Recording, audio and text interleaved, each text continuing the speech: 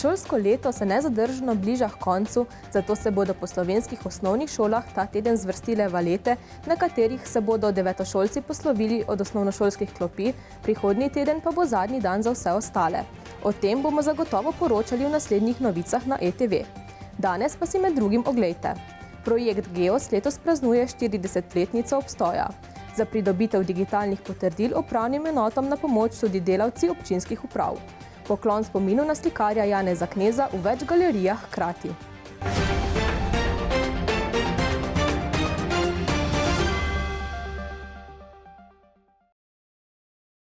16. junija je rojstni dan domoljubnega projekta GEOS. Ta je nastal na pobudo tedanjega litijskega župana Jožeta Drnovška in geodeta Petra Svetika in se v letih delovanja razvil izjemno točko, ki je hkrati uradno izmerjena središčna točka Slovenije. Praznovanje 40-letnice obstoja je bilo v nedeljo na posebni slovesnosti, na kateri so se spomnili vseh, ki so zaslužni, da je ta izjemen projekt zaživel in živi še naprej. Slavnostni govornik je bil predsednik Državnega sveta Republike Slovenije Alojz Kovšca, ki je po zaključku za našo televizijo povedal. GEOS je ne samo središče Slovenije, če potegnemo vse geometrijske črte, ampak to je tudi kraj, kjer so se začeli dogodki, ki so pravzaprav oblikovali neko samozavest lokalnih skupnosti. Tukaj so se župani dogovorili gospodari na svoji zemlji. Tukaj se je kalila slovenska samozavest, ki nas je na koncu pripeljala do tega, da imamo danes svojo domovino. Jaz mislim, da bi vsak Slovenec, če že ne more splezati na Triglav, moral enkrat priti v srce Slovenije, se dotakniti tega kamna in reči, tukaj sem sredi svoje domovine. Predsednik, zdaj GEOS ima poseben status, ima svoj zakon. Seveda je nekakšen protokolarni objekt, pa je to dejansko, se ga tudi politiki oziroma protokol se ga poslužuje za svoje dogodke? Jaz mislim, da ne v zadostni meri. Če nekoga pripeljemo v Slovenijo, ki se jo baje da prekolesariti v enem dnevu po najdaljši črti, bi bilo prav, da začnemo tukaj. Jaz obljubim, da bom v prihodnosti pripeljal svoje kolege evropske predsednike senatov, ki me bodo obiskovali na ta kraj in jim pokazal, kje se najdlje in najbolje vidi v Slovenijo, iz samega osrčja. Glejte, tale prostor tukaj na tem hribu, kamorkoli ti pogled seže, ena sama lepota. In če hočeš začeti z ogledom Slovenije, je dobro, da začneš tam, kjer je najlepša. In jaz mislim, da je to prav tukaj. Organizacija slovesnosti je bila v rokah društva GEOS, posebna poslastica za vse prisotne pa je bil nastop slovenskega okteta. GEOS je po svojem osnovnem poslanstvu zelo primeren za protokolarne dogodke. Kako pa je s tem v praksi? Ja, to pomeni uresničevanje tistih prvih začetnih, bi rekla, razmišljanj o tem, kaj pravzaprav GEOS je, da ni samo strokovna točka, ampak to do tega, da se to pa res uresniči, je pa kar dolga pot. Se mi zdi, da tisti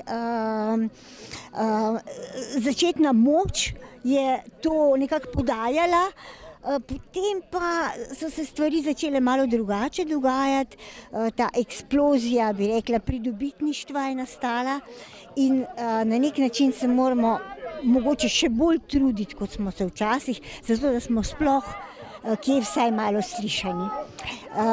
Zdaj sem bila prevzeta nad izjavo našega predsednika Državnega sveta, ki je rekel, da je zelo pomembno priti na Triglav, ampak večkrat pa seveda na GEOS. In moram reči, da so to bile pred 40 leti preroške besede našega takratnega očeta Petra Svetika, ki je to skoraj na vsaki prireditvi, ampak takrat je bil malo bolj slišan, ponovil enkrat na Triglav in čim večkrat na GEOS. Moram reči, da jaz tudi našim gostom, ki sem prihajajo, bodisi da so to domačini, bodisi da so to tujci, večkrat povem, da ko bojo pozabili, recimo, ker pač svoje občutke pozabiš, glede na nalete vsega, kar v svetu zdaj doživljamo, se vrni spet in pričakali vas bomo z objemom. Zagotovo je to obdobje zapisano z zlatimi črkami, zato ker z GEOS-om se je tudi postavljala slovenska država, rojevala slovenska država. Prepričan sem, da z Geosom lahko tudi raste tista državniška in domoljubna zavest. To delo pa čaka še naslednjih 40 let in upam, da po 40 letih bomo lahko rekli, da smo res lahko tudi na tem področju primerljivi z, primerljivimi sodobnimi državami. Kot je znano, je Ministrstvo za javno upravo Republike Slovenije pred kratkim poslalo zaprosilo na občinske uprave, da pomagajo pri izpolnjevanju zahtev občanov za pridobitev tako imenovanega SMS pasa. Na podlagi tega si bodo lahko uredili digitalno PCT potrdilo, ki je potrebno za prehajanje mej v druge države. Akciji se je odzvala tudi občinska uprava Litija.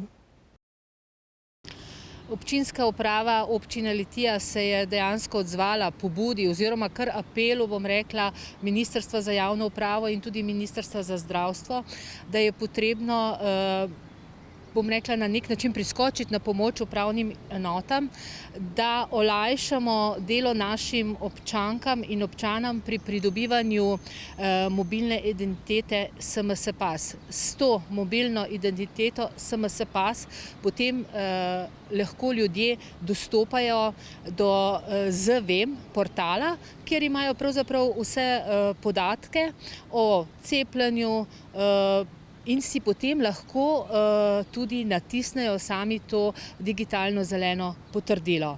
Mi kot občinska uprava sodelujemo na ta način, da v cepilnem mestu, ki je v zdravstvenem domu, izpolnjujemo oziroma pomagamo ljudem pri izpolnjevanju teh obrazcev za pridobitev tega SMS pasa, s tem, da jih seveda tudi identificiramo, kajti moramo pravzaprav jih tudi z nekim veljavnim dokumentom identificirati in potem te obrazce mi oddamo ali na upravno enoto oziroma na Center za socialno delo, kajti vsi ti so sedaj vključeni v samo pravzaprav obdelavo teh podatkov, da bi občani oziroma državljani čim prej prišli dejansko do tega SMS pasa, s katerim bodo lahko dostopali do ZVEM portala.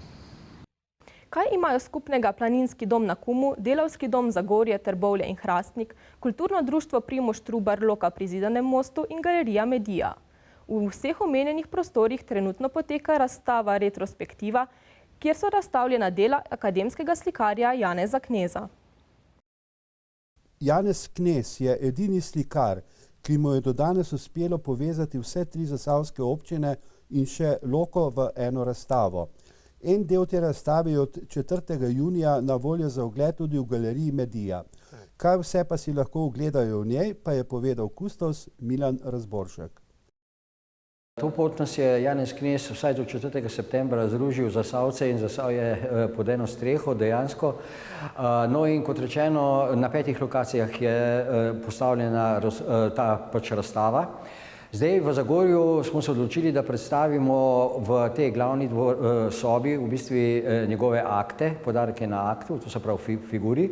V sosednjem manjšem prostoru pa smo izbrali nekaj tipičnih krajin, ki so seveda značilne pravzaprav sam za njega. Zakaj pa so izbrana ravno ta dela? Ja, odločitev. Zdaj, zakaj ravno za figure pa akte? Jaz moram reči, da glede na to, da je Janez Knez seveda zasavski slikar, večinoma njegovih del je nekako se dotika zasavske krajine, mogoče tudi rodarstva in tako naprej.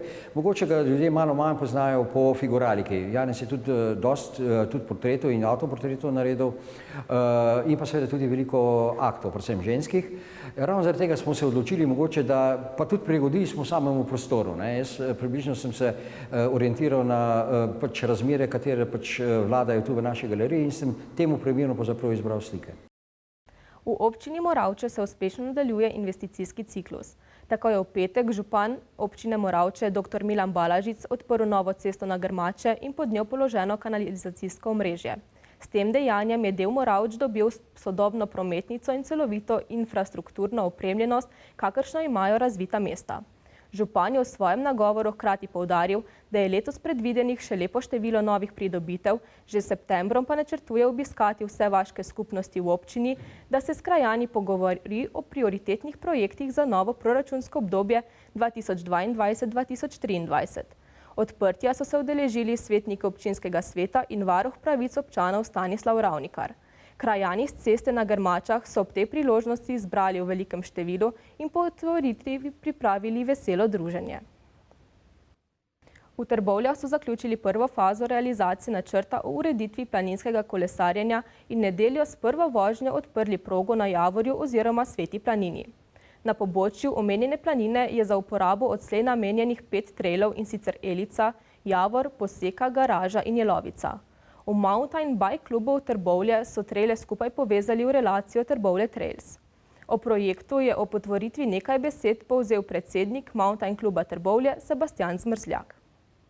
Ja, Mountain Bike klub Trbovlje je pričel v letošnjem letu z urejanjem teh trailov, imenujemo jih Javor Trails Center, tukaj pod pobočjem Javorja. Gre za 5 novih poti, namensko urejenih za gorsko kolesarstvo. To je v sklopu tako imenovanih Trbovlje Trails poti. Danes jih odpiramo, tako da veseli smo obiska kolesarjev iz cele Slovenije. Zdaj vabljeni vsak dan oziroma traili so odprti za uporabo vsem. Imamo 3 težavnostne stopnje. Najlažji je tako imenovani flow trail, ki je dejansko primeren za vsakega, ki ima osnovne veščine gorskega kolesarstva. Tako da vljudno vabljeni gorski kolesarji na Sveto planino pod pobočjem Svetega Javorja. Tekmovalna trasa pod Javorjem je zapisana v zgodovino slovenskega spusta. Pobočje na 3. najvišjem zasavskem vrhu ima idealen teren za gorsko kolesarjenje. Gozdovi z blagim naklonom so v neposredni bližini Trbovlj in Zagorja in do njih povzpeti se je moč z obeh strani, kar je še dodatni plus.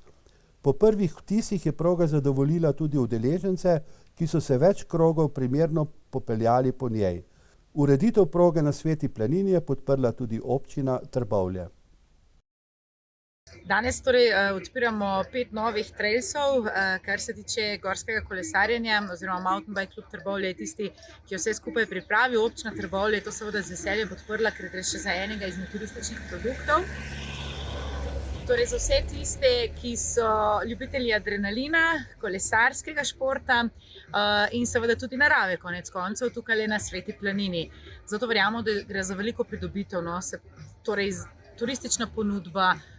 Nekako upamo, da bo tako zaživel tudi dom tukaj nedaleč stran, ki je dobil novega lastnika in da se bo vse skupaj lahko v nekem takem ličnem paketu ponujalo turistom. V petek je na igriščih tenis kluba As v Litiji potekal teniški turnir v spomin na Jožeta Piklja. Organizator športne prireditve je bila Čebelarska zveza Slovenije, Čebelarski društvi Zagorje ob Savi ter Litija. Vreme je bilo odlično, tako da so tekmovalci imeli odlične pogoje, čeprav tokrat rezultat ni bil na prvem mestu. Ta turnir gre za memorial Jožeta Pikla, ki je bil čebelar, prijatelj in pa predvsem tudi velik človek in Jože si to nedvomno zasluži. Člani, ki danes tekmujejo, so v bistvu prijatelji od našega Jožeta, ki so z njim se velikokrat srečali na teniškem igrišču in zato smo tudi njih povabili, da se pač tega turnira udeležujejo, pač njegov spomin. Slovenska nota je pevsko tekmovanje, ki promovira slovensko glasbo in nudi ustvarjalcem na področju slovenske glasbe prostor v skupnega ustvarjanja. Namenjena je tudi iskanju neuveljavljenih pevk in pevcev. To tekmovanje se bo letos v Hrastniku odvijalo že 5. leto zapored, več pa idejni vodja Nejc Ašič. Letošnja slovenska nota je resnično tradicionalna, saj poteka že 5. leto zaporedoma. In letošnje leto smo v bistvu spremenili koncept, in sicer do sedaj so se predstavili pevci in pevke s priredbami znanih slovenskih pesmi, ampak od letošnjega leta se pa pevke in pevci predstavljajo s svojimi lastnimi izvirnimi pesmimi. In smo v bistvu zelo ponosni, da smo v finalni izbor dobili 10 oziroma po neugodnem oziroma malce nesrečnem pripetljaju 9 finalnih pesmi, ki se bodo predstavile na finalnem večeru 18. septembra, kjer bo seveda kombinacija glasov publike in nove strokovne komisije izbrala zmagovalno pesem. Zdaj, glede korone, bomo pa videli, kako bo potekalo. Ali upamo, da bomo seveda septembrski dogodek izvedli s publiko v živo v Delavskem domu Hrastnik po enoletnem premoru.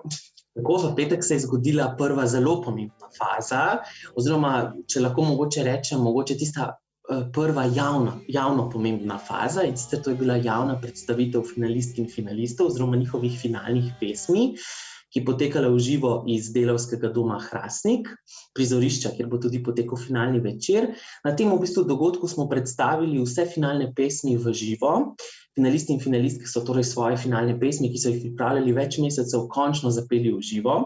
Moram pa seveda povedati, da ta dogodek je imel seveda več mesecev predpriprav, namreč prijave smo zbirali za letošnjo slovensko noto celoten mesec marec. Prav tako pa letos lahko povem, da smo v bistvu polovico pesmi izbrali interno, torej v organizacijski ekipi smo v bistvu vabili izvajalke in izvajalce. Polovico pesmi pa je izbrala posebna 4-članska strokovna komisija, ki so jo letošnje leto sestavljali Raven, Dejan Windiš, Dragan Bulič in Katarina Habe. Torej, to je v bistvu potekalo v spomladanskih mesecih, sedaj v poletnih mesecih smo pa pesmi končno predstavili. In smo zelo veseli, da si je dogodek v petek ogledalo 1000 ljudi na spletu. Žal smo morali koronsko omejiti število obiskovalcev na 40 v dvorani, oziroma so v dvorano lahko prišli le bližnji in bližnji.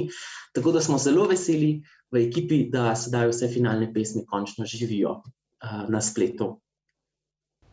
Za konec pa še eno obvestilo. Zasavske lekarne Trbovlje obveščajo, da bo lekarniška podružnica Izlake zaradi vzdrževalnih del zaprta od 14. do vključno 18. 6. 2021. To pa je bilo za danes vse. Hvala za pozornost in nasvidenje do prihodnjič.